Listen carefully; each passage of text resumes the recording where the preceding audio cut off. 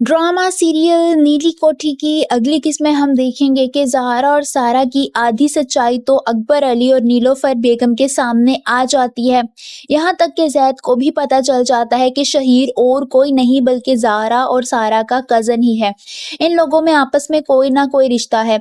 इस वजह से ज़ैद ज़ाहरा से काफ़ी नाराज़ होता है और उसे कहता है कि तुमने मुझसे हकीकत छुपा के बिल्कुल भी अच्छा नहीं किया। वो उसे कहता है कि तुमने मुझसे और क्या-क्या छुपाया है, जिस पर ज़ारा बात को कवर करते हुए कहती है कि मैंने तुमसे और कुछ भी नहीं छुपाया, बस यही कुछ छुपाया है। वो बात कवर कर लेती है और दोनों में सब कुछ ठीक हो जाता है, क्योंकि फ़िलहाल ज़ारा ज़ैद को ये नहीं बताना चाहती कि उसका नीली कोठी के साथ क्या रिश्ता है। वहीं सारा और शहीर दोनों बातें कर रहे होते हैं। शहीर सारा से किसी बात पर बहस कर रहा होता है, जिस पर सारा तंग आते हुए उसे चुप करवाने लगती है और उसे कहती है कि लॉन में चलकर बात करते हैं।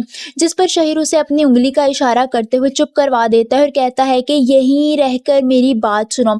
इससे पहले कि वो मजीद कुछ कहता, नीलोफर बेगम कमरे में अचानक आ जाती हैं और उन दोनों की बातें सुन लेती हैं।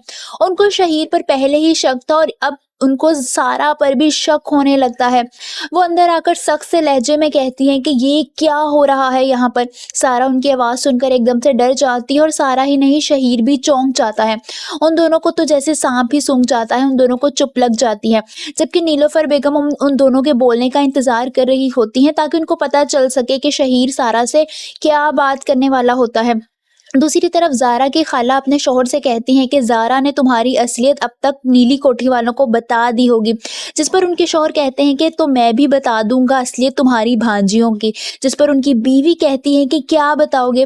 ज़ारा के खालू कहते हैं कि यही कि ज़ारा अकबर अली की सगी नवासी है, उनके बेटे को फंसाया है ताकि नीली कोठी के चक्कर में वो उनके बेटे से शादी कर सके। अभी वो ये सारी बातें कर रहे होते हैं कि ज़ारा और ज़ैद ये सब कुछ सुन लेते हैं।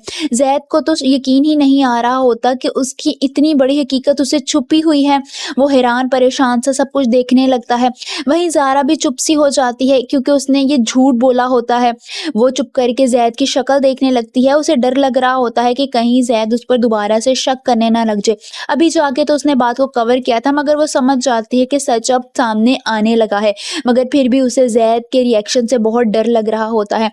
आप सबको क्या लगता है, क्या ये बात ज़ारा और ज़ैद के बीच इख्तिलाफात पैदा कर देगी? कमेंट्स में अपनी राय का इजहार ज़रूर कीजिए।